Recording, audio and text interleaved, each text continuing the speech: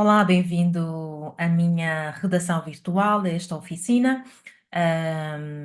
Hoje, dia de doar, eu me comprometi a fazer esta masterclass para aqueles jornalistas que estão em início de carreira ou mesmo que tenham iniciado as suas funções, são jornalistas há muitos anos em televisões locais e nunca conseguiram ter a oportunidade de ter a experiência de trabalhar a nível global, a trabalhar com cadeias internacionais. Quando eu falo de cadeias internacionais, são cadeias como, por exemplo, CNN, Africa News, BBC.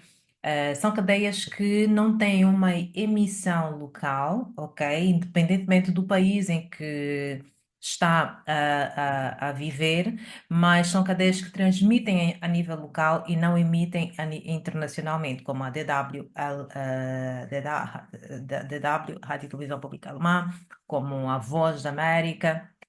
Portanto, eu tive a sorte, de beneficiar, de beber da experiência de produzir, reportagens para, cadeias, para quase todas dessas cadeias que eu citei, não para a BBC, mas eu já produzi para a Euronews, para a Africa News, para a Voz da América, em mandarim, para a Rádio e Televisão Pública Alemã, para o jornal, mercados africanos e tudo isso me proporcionou uma experiência muito grande que me facilita ter acesso e maior facilidade em produzir pautas prioritárias, não é? Neste caso, pautas alinhadas com os Objetivos de Desenvolvimento Sustentável e sobre fluxos financeiros também. Não só a experiência que eu tive, mas também a minha formação me proporcionaram as experiências de expertise que eu agora faço questão de partilhar consigo. Bom, e nada melhor do que mostrar-vos mesmo um bocadinho do meu portfólio, os trabalhos que eu fui fazendo ao longo dos últimos anos. Aqui temos uma reportagem para a Voz da América em Mandarim, que é o serviço público de rádio e televisão dos Estados Unidos da América. Esta reportagem fiz neste mês de novembro. Vou mostrar-vos. Aqui está. Deixem-me traduzir para vocês muito rápido mesmo. Não quero. Só queria vos dar uma notícia, uma noção dos trabalhos. Aqui está a Neuza Silva. Estava em mandarim, portanto, traduzir de português para inglês, de inglês para mandarim, não ficou o meu nome, mas aqui está, na voa. Vou mostrar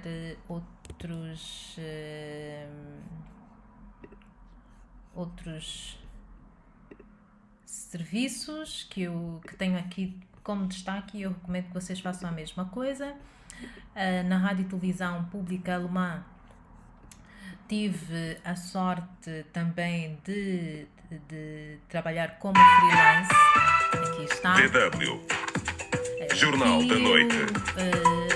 Escrevia e apresentava. Olá, boa noite. Seja bem-vindo à emissão jornais. da noite da DW África, referente ao dia 30 de novembro de 2022. Muito bem. Chega. Prontos. Aqui.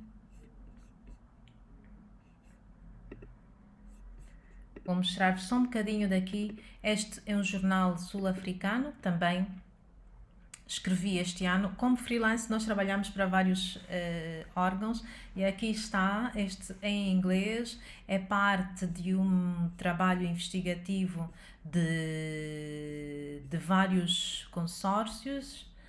Aqui estão, não é? Um trabalho em que me fez também aprender imenso, principalmente no que se refere a alterações climáticas, aquecimento global. Foi muito interessante participar desta reportagem, mas há mais. Tem aqui da DW este trabalho também que teve um impacto muito grande, que fiz como jornalista freelance, Africa News, que eu nunca trabalhei diretamente com a Africa News, mas os meus trabalhos para a Euronews eram também publicados na Africa News. Ok? Então, e finalmente Euronews, que já tem, vocês já viram. Portanto, isto me permitiu, além de ter o meu portfólio, a responsabilidade social no meu portfólio, tenho aqui um registro de ter trabalhado com a Euronews, a CNN de Portugal, a DW e agora como freelance na VOA, que é a rádio e televisão americana, internacional.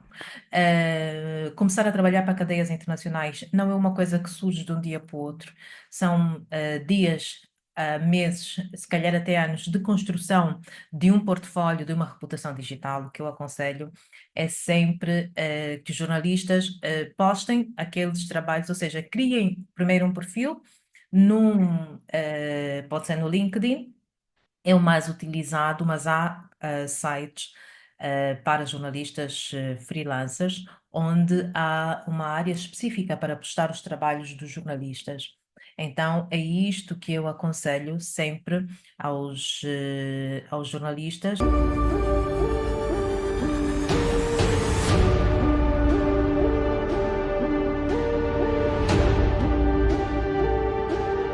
Antes de seguirmos, vamos falar sobre que tipo de histórias inspiram, ao mesmo tempo que servem as comunidades locais e criam engajamento. São aquelas histórias humanizadas, ok?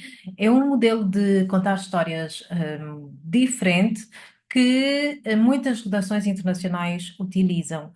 Uma coisa é falar sobre uma questão de forma aberta, outra coisa é contar a história específica de uma senhora que, ou seja, alguns chamam de a jornada de herói de determinada, é o nome que alguns dão, e eu podia falar-vos sobre isso, mas eu selecionei um vídeo, ok? O que mais há hoje em dia disponível na internet são histórias que nos inspiram.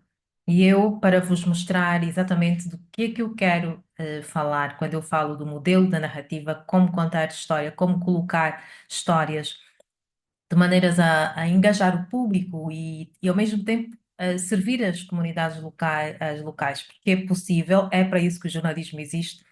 Eu selecionei este vídeo maravilhoso que vocês precisam ver agora, tá bem? É só um minutinho, eu vou por aqui, vou partilhar o ecrã para vocês poderem ver. Achei muito interessante porque ele explica exatamente aquilo que eu gostaria de vos passar, mas ele explica com maestria e eu também aprendo sempre muito, ok? Então vamos assistir. Só um minuto, aqui está. Jornada do herói básica, e aí eu peguei essa ideia de falar isso para vocês, porque esse ano eu devo ter feito umas 30, 40 análises de lançamento. Eu estava trabalhando, fazendo análise de lançamento para o pessoal de alguns grupos de mentoria, e até para alguns amigos. Às vezes eu vi um amigo que não estava lançando, eu falei, que estava lançando e não estava tendo sucesso, eu falava, cara, eu vou te dar uma ideia aqui de olhar o seu lançamento. Eu não vou ficar dando a ideia de quem você deveria lançar, porque eu acho que eu não sou a pessoa ideal para isso. Mas o seu lançamento eu posso te ajudar. E aí o que que acontece? A base, eu vi que a maioria fazia esse mesmo erro que eu acho que a grande maioria das pessoas quando conta história e quando vai fazer um lançamento, ou um CPL, ou um vídeo de vendas, ou um e-mail, faz mais ou menos assim. Vou falar para vocês a jornada da herói da Kátia, por exemplo, e como ela seria e como é que ela vai ficando melhorada no caminho. Jornada do herói da Kátia, ela foi criada, nasceu em Brasília, foi criada pela mãe e pelo pai, que eram muito rigorosos com ela. Ela tinha uma autoestima muito baixa, ela se casou logo com o primeiro namorado, porque ela não acreditava que conseguiria ter outro homem, então o primeiro que ela teve, ela, porra, vou casar com esse mesmo. O casamento não estava muito bom, depois que ela teve o primeiro filho, piorou mais ainda, porque ela só queria cuidar da criança, parou de olhar o marido. Ela nem sabe como aconteceu, mas ela teve o segundo filho. Eu sei, né? Mas elas estavam distantes assim, teve o segundo filho. Quando teve o segundo filho, ela entrou numa espiral muito negativa nesse relacionamento e ela se separou. E ela descobriu que ser separada era pior ainda do que viver num relacionamento ruim, porque a autoestima estava péssima. Ela foi estudar sexualidade, ela foi estudar sobre autoestima, ela se encontrou, ela conseguiu se desenvolver. Hoje ela se casou de novo, teve um novo relacionamento, e ela ensina isso para outras pessoas, tomou isso como missão de vida. É uma boa história? É uma história interessante. Mas qual que é o principal problema dessa história? E a maioria das pessoas contam só isso aí. Ela é uma história sumária. O que é uma história sumária? Você está só contando a linha do tempo dos fatos. Você não fez as pessoas imaginarem nada. Você só contou o que aconteceu. Foi criado aqui, fez o problema. Você contou a jornada do herói perfeita, inteira, certinho. Começou com a vida aqui, estava aqui, casou, separou, foi para cima, foi para baixo. Fórmula da Disney. Nenhum de vocês falou assim, uau. Vocês falaram, é uma história, ela faz sentido. Pode ser que alguma mulher que passou por aquele problema vai olhar para aquela história e se conectar, mas você não tocou no coração de ninguém com isso. A história, ela tem que ser cênica. Quando a história é cênica, você começa a conversar com as pessoas. O Vinhas contou a história dele aqui, e boa parte dele, da história, foi sumária. Ele teve uma parte cênica na história dele, quando ele falou que pegou a cadeira e jogou na parede. É uma parte cênica. Vocês imaginaram o Vinhas com aquele porte físico dele, pegando a cadeira, jogando na parede, e o Lampard só falou, pra que isso, velho? Você vai se machucar com essa cadeira aí sozinho. Viu? Mas foi cênico. Como é que a história da Kátia poderia ficar mais cênica? Ela pode contar, e aí que vocês têm que falar, pensar, ela tem que contar as histórias dentro da linha do tempo. O que que aconteceu ali? O que que era realmente importante? O que que fazia, o que que faz você imaginar? Por exemplo, a gente conseguiu, e aí conversando com ela e fazendo esse trabalho, eu perguntava para ela algumas coisas, e aí a gente foi entendendo, e a gente conseguiu algumas partes cênicas, que eu me lembro que, assim, por exemplo, ela falava que se lembrava muito bem qual que era o pior momento para ela, que é quando, sei lá, ela botava os filhos para dormir, ia para casa, para o quarto, fechava a porta, ela nunca teve TV em casa, no quarto, que ela não gostava de TV no quarto, e ficava aquele silêncio ensurdecedor. Voo para mais de 80 destinos.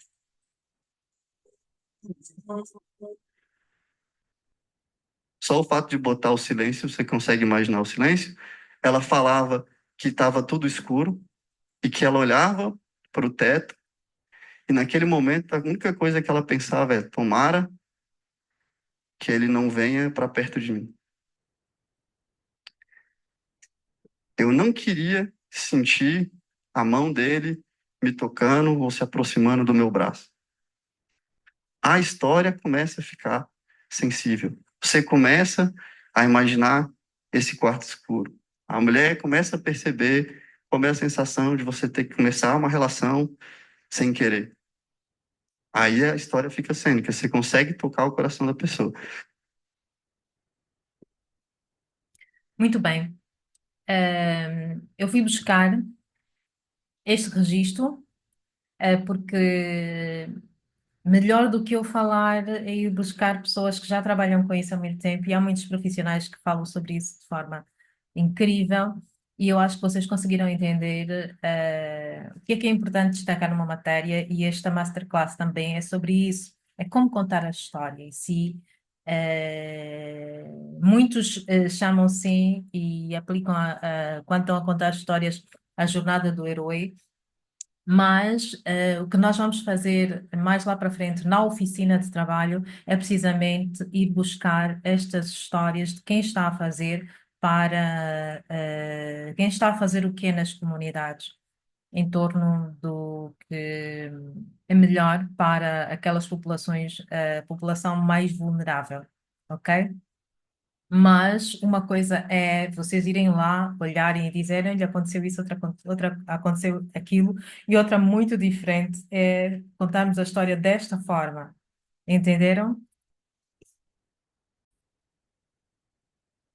Para tornar esta masterclass ainda mais inspiradora, eu sei que todos vocês já conhecem a história da ópera, todo mundo já sabe o que é, Mas a ópera venceu numa altura em que não havia uma disseminação tão grande de notícias online, não havia tanta facilidade de se criar um canal YouTube. Imaginem vocês a facilidade com que eh, hoje se pode criar um canal YouTube seguindo os passos que a ópera desenvolveu, seguiu para construir aquilo que ela tem de património na área da comunicação. Eu vou também buscar a história da ópera para vocês se inspirarem, tá bem?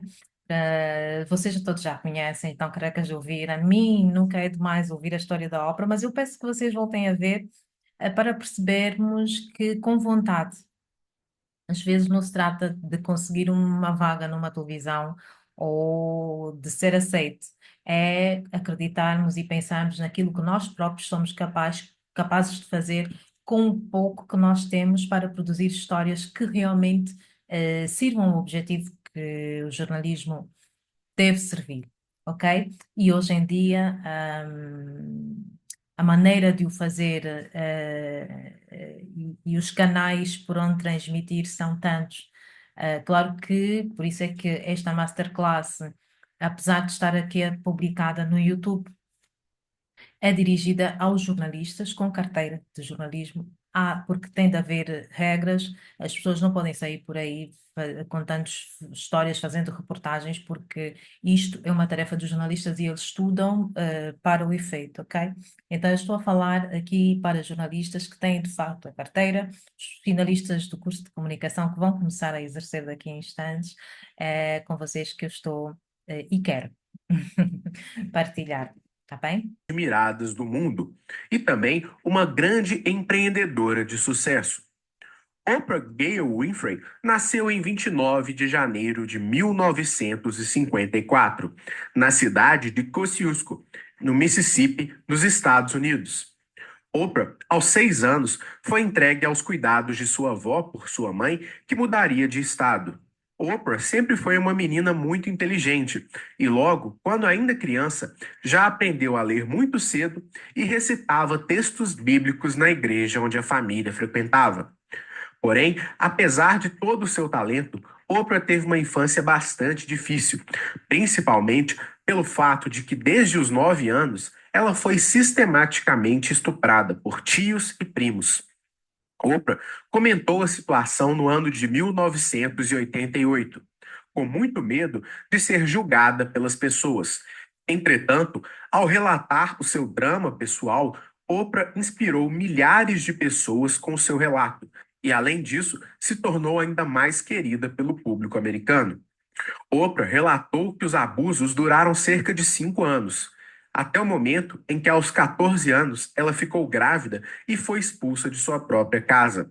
Foi neste momento que ela procurou o auxílio do próprio pai, que nem sequer sabia da gravidez. Seu pai morava na cidade de Nashville, no estado do Tennessee. Porém, Oprah escondeu a gravidez até o momento do nascimento da criança, que infelizmente acabou nascendo morto. Após essa dura perda, Oprah decidiu reinventar a sua própria vida. E se até então, na opinião dela, ela era uma jovem promíscua e perdida, ela passou a se dedicar aos estudos e logo se tornou uma liderança estudantil, chamando bastante a atenção das pessoas, principalmente pela sua qualidade de pronúncia e também por sua capacidade de liderança e voz ativa junto aos demais estudantes. Oprah também chamava muita atenção por sua beleza, ao ponto de, aos 17 anos de idade, conquistar um concurso de beleza local. Posteriormente, Oprah ganhou uma bolsa de estudos na Universidade do Tennessee e, assim, estudou o curso de comunicação. Formada, ela se mudou para a cidade de Baltimore, no estado de Maryland, nos Estados Unidos. Lá, ela começou a trabalhar em pequenas inserções televisivas. Ao mesmo tempo, ela já acumulava uma experiência como locutora em uma rádio local. Anos depois, ela começou a apresentar o programa People Are Talking, onde ela foi a mais jovem e a primeira negra a apresentar o programa. O programa era um absoluto sucesso e Oprah o apresentou durante 8 anos. Enquanto Oprah colhia os frutos do sucesso como apresentadora de televisão, ela também teve uma grande oportunidade: participar do filme de Steven Spielberg, A Cor Púrpura. Filme que tornou Oprah mundialmente conhecida, principalmente por sua grande atuação, que resultou em uma indicação ao Oscar de melhor atriz coadjuvante naquele ano. Oprah acabou sendo derrotada por Angélica Houston. Porém, a sua capacidade como atriz chamou bastante atenção, ao ponto de que, ao longo dos últimos anos, ela já estrelou diversos filmes em Hollywood. Entretanto, foi como apresentadora que ela se destacou definitivamente, principalmente a partir do ano de 1986, quando ela criou o The Oprah Winfrey Show, um programa de variedades em que Oprah apresentava diversas entrevistas e reportagens sobre o cotidiano dos americanos. O The Oprah Winfrey Show foi sempre produzido pela própria Oprah, através de sua empresa, a Harpo, que significa Oprah ao contrário. E por conta de assumir a própria produção do programa, Oprah também negociou todos os patrocínios da atração, tal como no Brasil sempre foi feito por Silvio Santos. Este foi um dos grandes segredos de sucesso de Oprah, se tornar empreendedora dentro do ramo da comunicação. Graças à criação da Harpo, Oprah foi capaz de negociar diretamente com os patrocinadores todas as verbas publicitárias de seu programa. Desta forma, além de receber um salário mensal por ser a apresentadora do programa, ela também colhia os frutos e os lucros do sucesso do programa. Desta forma, Oprah se tornou a personalidade televisiva mais bem paga dos Estados Unidos. Foi desta forma que Oprah conseguiu criar um patrimônio bilionário. Ela realizou diversos investimentos no ramo imobiliário. Além disso, ela criou duas revistas de circulação nacional, a O The Oprah Magazine e a O at Home. As duas revistas são extremamente lucrativas até os dias de hoje, ao contrário das demais publicações do ramo. Além disso, Oprah escreveu 5 livros best-seller e também já atuou diversas vezes como produtora de filmes e programas televisivos e também como investidora, principalmente na rede mundial Vigilantes do Peso, em que Oprah adquiriu cerca de 10% da empresa por cerca de 365 milhões de dólares. Muito bem, uma história que inspira qualquer um, até a mim, ok? Sempre que eu posso, eu olho para a história da ópera e realmente dá-me mais vontade de seguir. E eu digo isto porque muitas vezes as pessoas, quando olham para o meu currículo, ou seja, o jornalismo em si, aquele jornalismo que está ao serviço das comunidades, ele não paga dinheiro, não paga muito dinheiro, e nós jornalistas muitas vezes temos que nos virar. Eu então, como jornalista freelance, é mesmo muito difícil. Às vezes há trabalho, outras vezes não há trabalho, nós ficamos parados. Há também a limitação de que se quisermos continuar a exercer o jornalismo, não podemos fazer atividades publicitárias, fazer outros programas, outras coisas que comprometam a nossa credibilidade. Então, é mesmo muito difícil. Então, nós temos que estar a nos reinventar constantemente. Eu tenho que estar a me reinventar constantemente. Mas há uma coisa que eu nunca largo, que é a passagem do meu conhecimento, a passagem de testemunho, que eu acho que é muito importante, principalmente os jornalistas que estão nos países, para os jornalistas que estão nos países africanos. É muito importante que estes jornalistas tenham a competência necessária para criar reportagens para as cadeias internacionais. Primeiro porque elas buscam, elas precisam e muitas vezes não contratam porque os jornalistas, infelizmente, não têm acesso às melhores formações para apresentar o melhor trabalho. Ok? E o objetivo deste programa de formação de jornalistas, que já tem 5 anos, é um bocadinho esse, é passar a experiência, a expertise de quem já trabalhou com cadeias, mais de 5 cadeias internacionais para estes jornalistas. Segundo, porque ninguém melhor que nós vai contar a história local, ok? Primeiro porque nós estamos no centro do acontecimento, não é? O jornalista no centro do acontecimento vai ter em conta a melhor abordagem cultural, a melhor abordagem contextual, vai saber apresentar logo uma proposta de reportagem na hora que aquilo está a acontecer. Então é sempre uma vantagem. Há maneiras, eu acho que é difícil, sim, senhora, mas não é impossível e vale muito a pena a quantidade de reportagens que eu já tive o prazer de trabalhar e de participar em projetos conjuntos. Eu posso garantir que a gente fica com a conta vazia, mas com um sentimento de realização muito grande. Eu vou partilhar o ecrã já. Esta masterclass é suposto demorar umas 4 horas, mas era só caso vocês realmente precisassem de colocar várias questões. Eu pretendo analisar perfil por perfil. Muitas das pessoas que confirmaram não conseguem estar presentes por causa da hora. Normalmente, quando eu faço masterclasses, elas acontecem de noite, entre as 19 e as 22, porque é o horário em que as pessoas já saíram. As pessoas interessadas as pessoas interessadas em participar nestas masterclasses normalmente trabalham de dia. Então é muito complicado realmente marcar uma masterclass para esta hora, 14 horas de Portugal, mas de qualquer das formas ia ficar gravado, não é? Para que você possa agora, no seu tempo, no seu horário, no seu melhor horário, então aproveitar desta partilha, ok? Que eu faço muita questão de disponibilizar.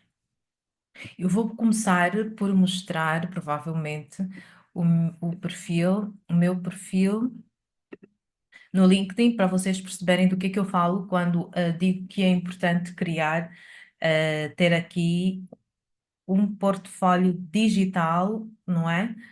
E ir alimentando com os vossos melhores trabalhos. Aqui está. Muito bem.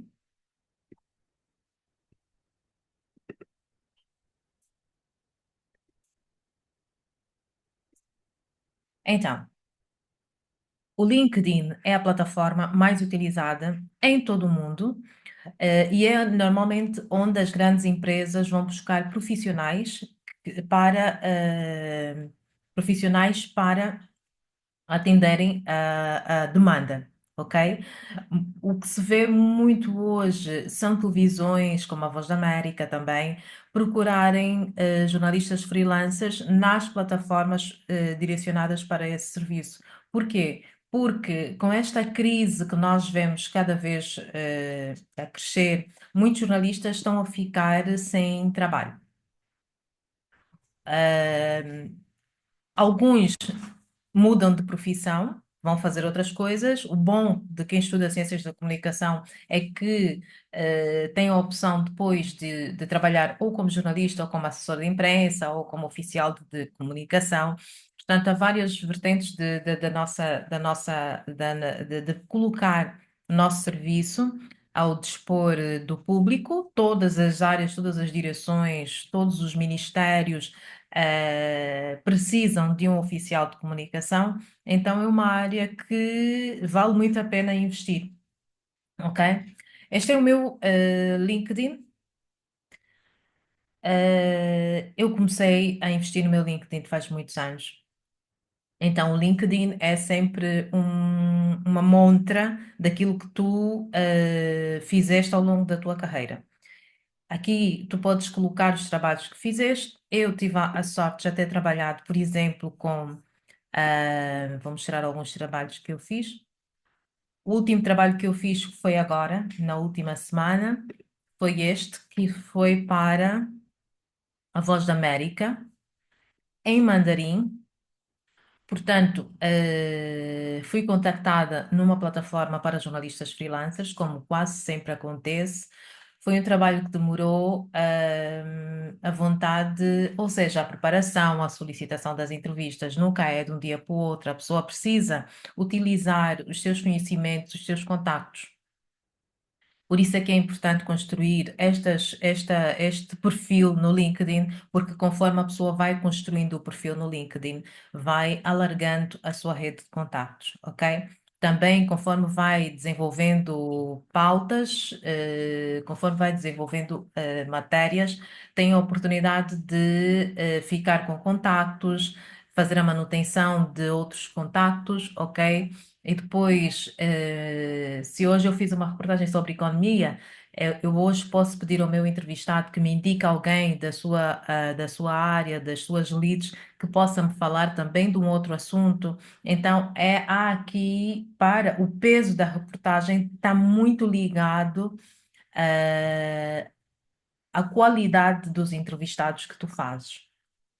E se tu queres abordar um assunto a nível regional, precisas ir buscar vários olhares diferentes para, eh, para falar, para reunir todas as opiniões na mesma matéria, ok? E dar ao público de uma forma completamente imparcial. Foi assim que eu fiz esta matéria, visita de Biden a Angola, fiz há dias. Aqui tive a oportunidade de entrevistar pesos pesados que eu acho sobre o assunto.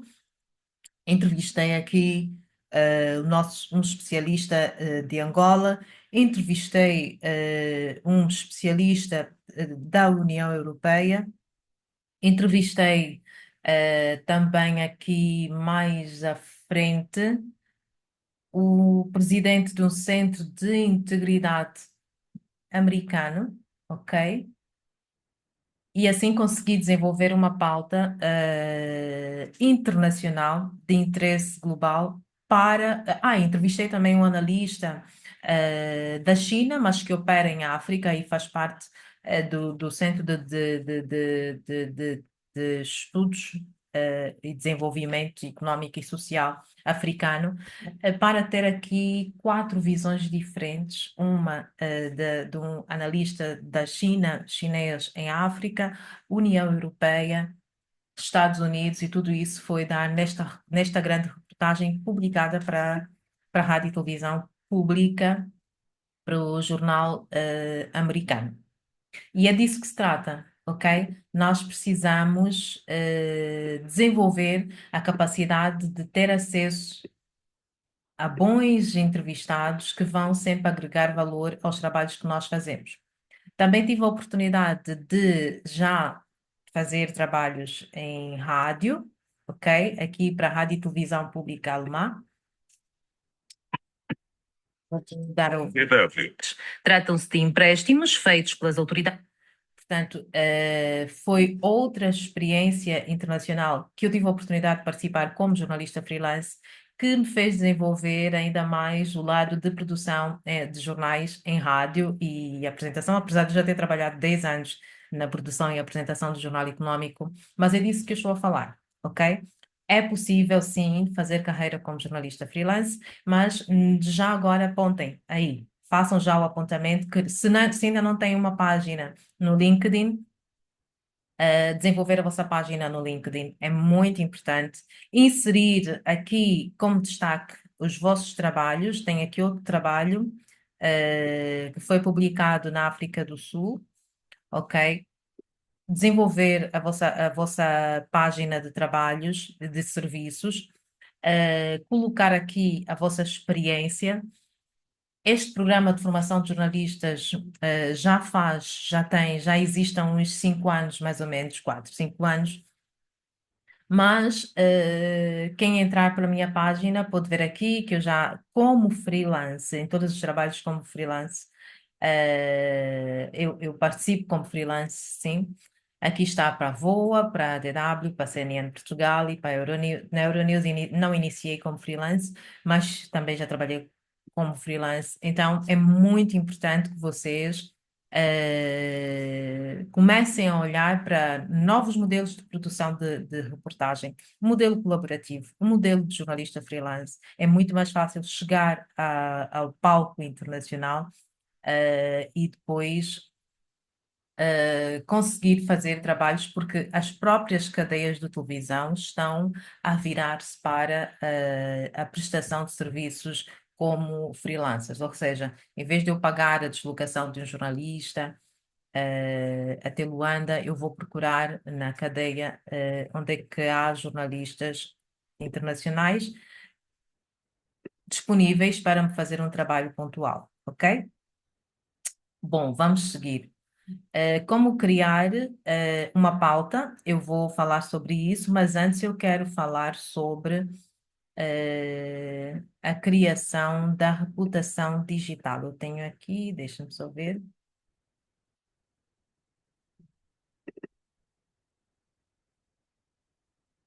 Uhum. Então, agora vou partilhar aqui o ecrã para mostrar-vos os passos para construir.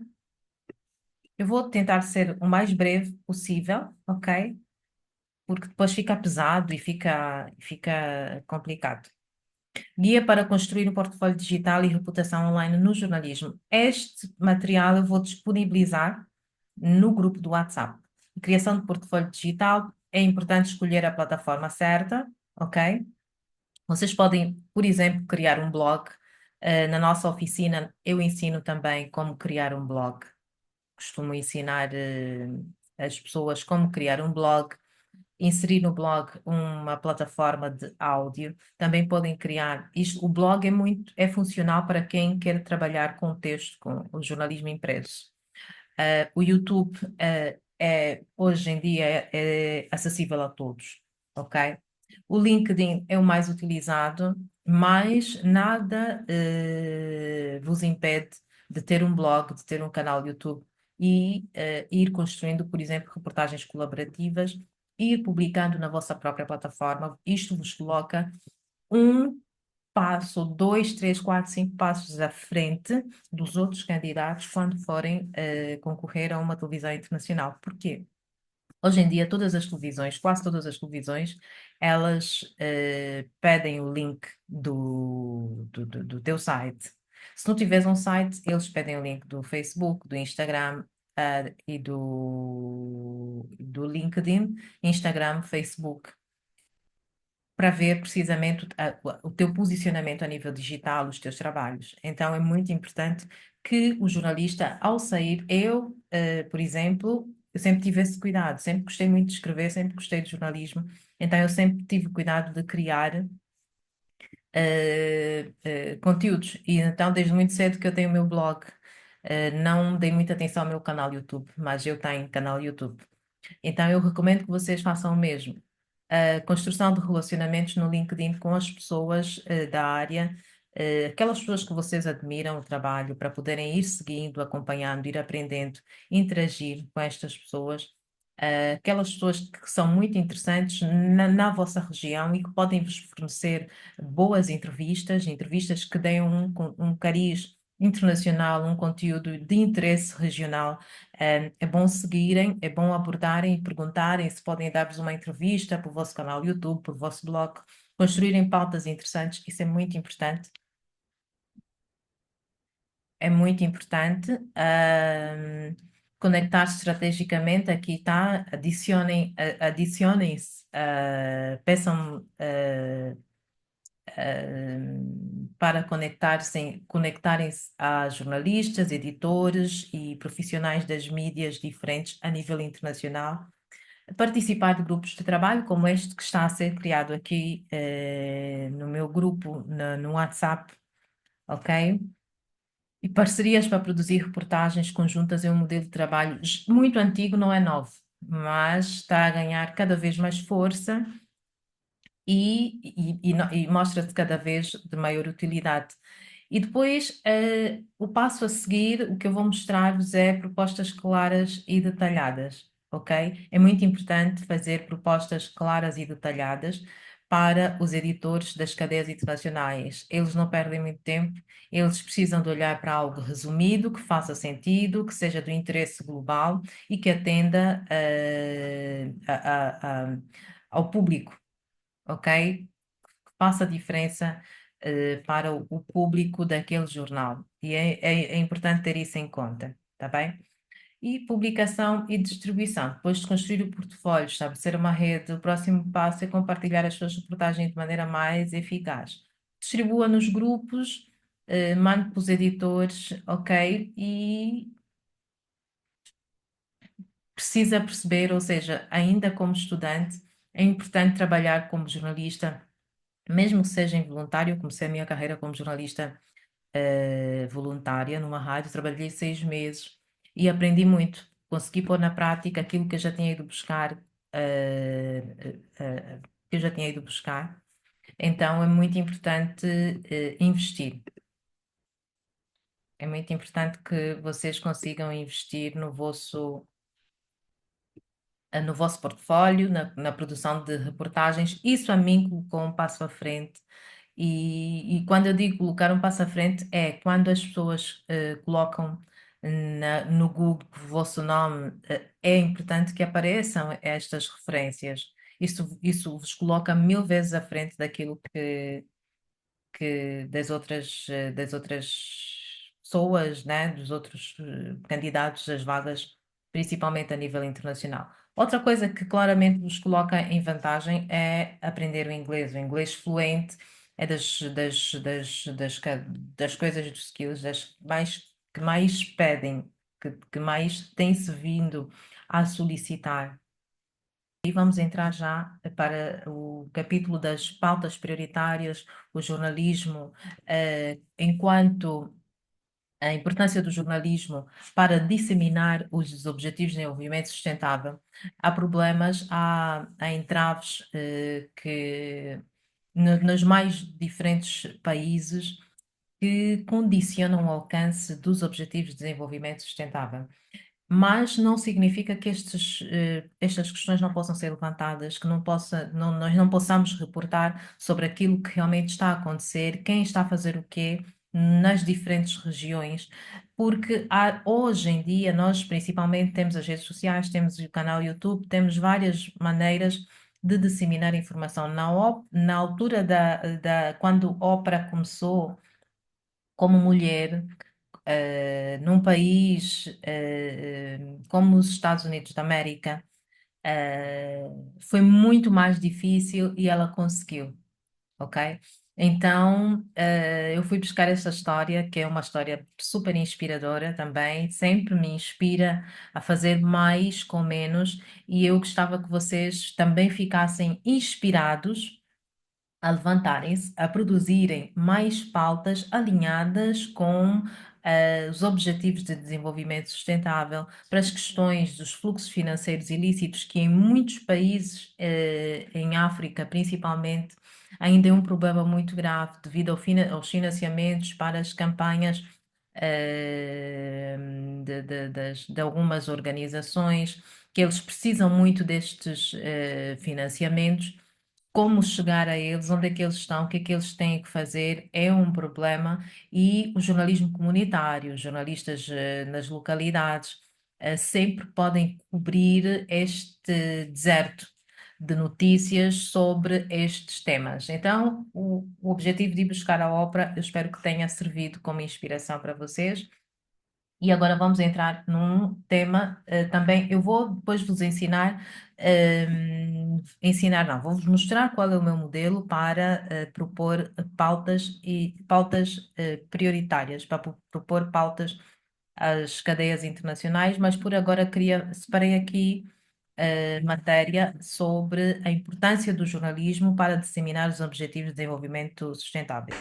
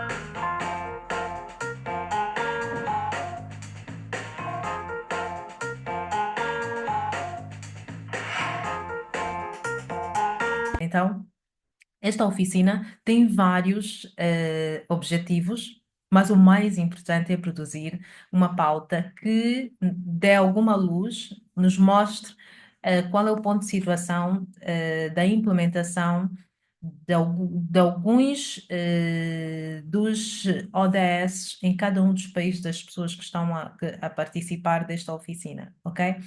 Eu não estou aqui como mentora, não estou aqui, estou aqui como colega a convidá-lo a participar deste movimento, desta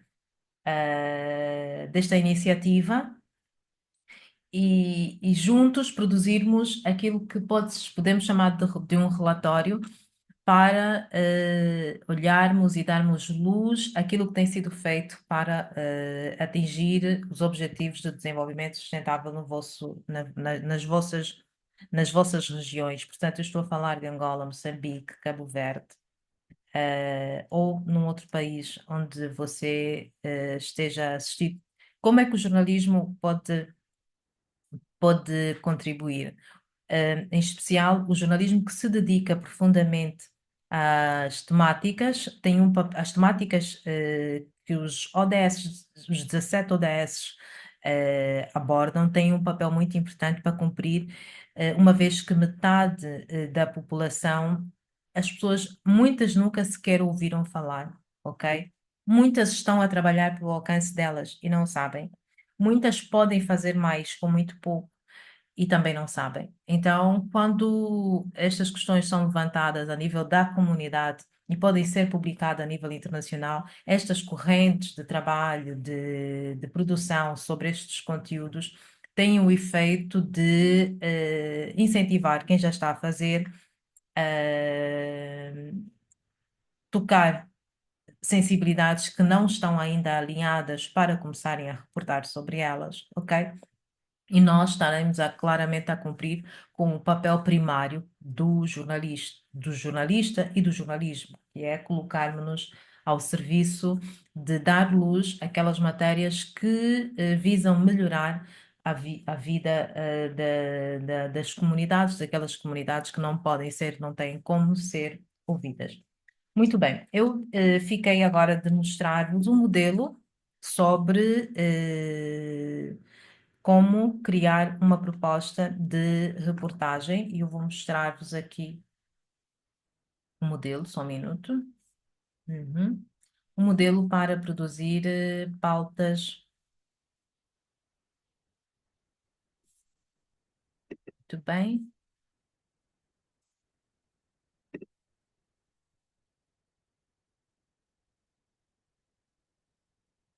Então, aqui tenho, só um minuto.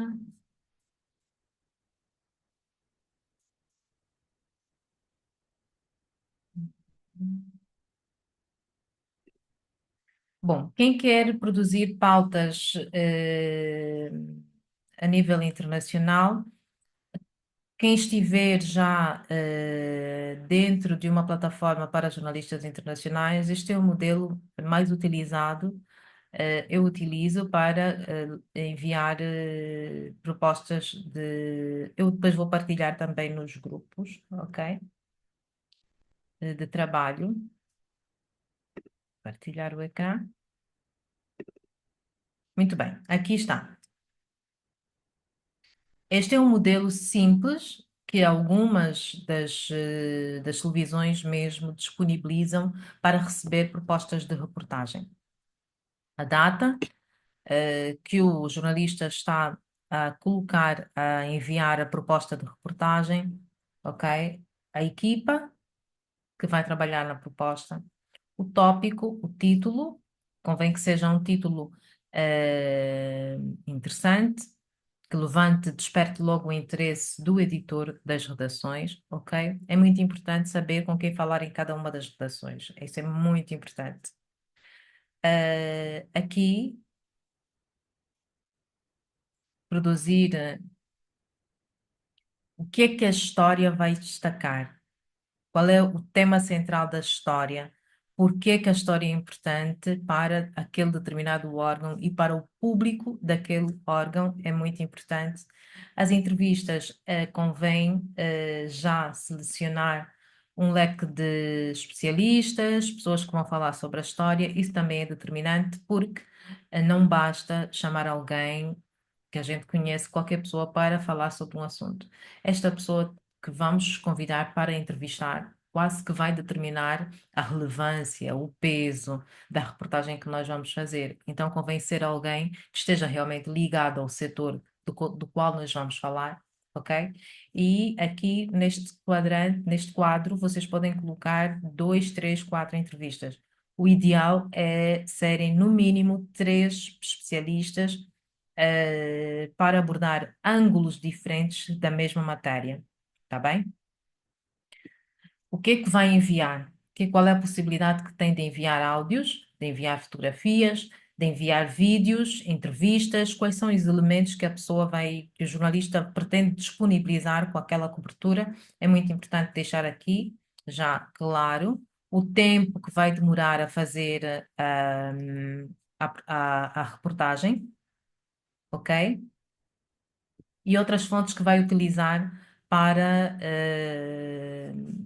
dar peso e dar estrutura à história. Quando eu digo fontes, estou a falar de, por exemplo, fontes abertas, como registros públicos, como trabalhos que participou, enfim, há vários estudos científicos, outras investigações que estejam ligadas e relacionadas com o tema do qual vai abordar, ir buscar as fontes. É muito importante citar as fontes, e ter todos aqueles cuidados com a ética, com não utilizar conteúdo sem autorização dos entrevistados ou fotografias. Tudo isso é muito importante, os canais internacionais respeitam muito isso. Então, acho que está.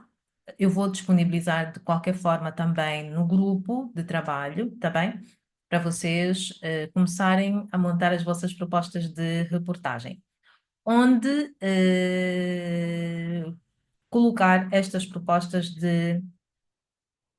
eu vou-vos mostrar também agora o site que eu mais utilizo para propor. Aqui está. Muito bem. Agora vamos ver um dos sites que eu mais utilizo, né, que é mais prático para mim, para propor entrevistas e reportagens. Ok? Então, chama-se Paydesk.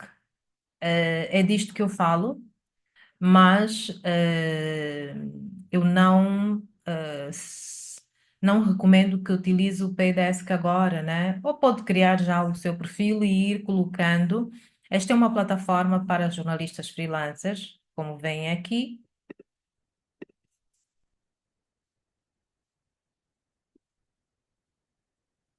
Mais de 10 mil jornalistas, fotógrafos, cinegrafistas, fixadores e outros profissionais de notícias em mais de 180 países produzem reportagens de primeira linha. Ok. Há jornalistas de vários países, como viram ali, Paris, Dubai, Lagos, Washington, Tóquio. Estas televisões aqui, Fox News, de New York,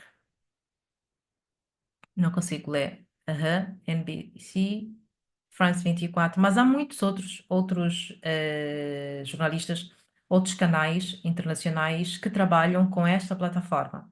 Ou seja, é cada vez mais recorrente a procura por trabalhos de jornalistas freelancers.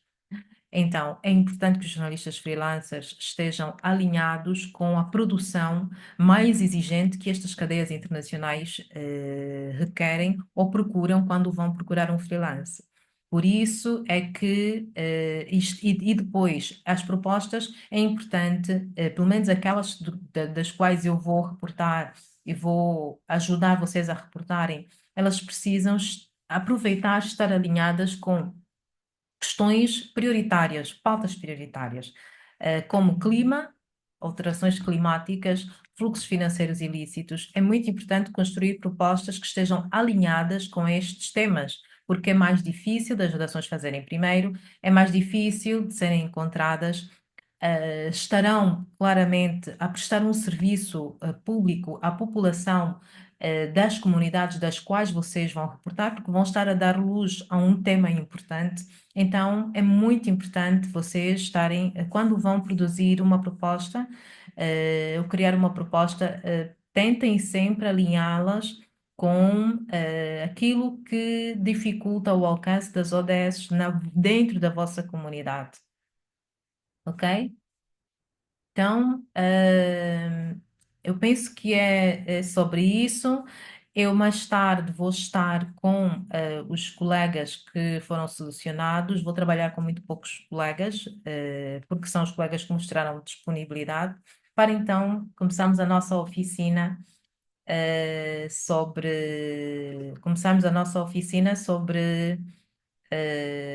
jornalismo freelance, pautas prioritárias, novos modelos de produção de conteúdos.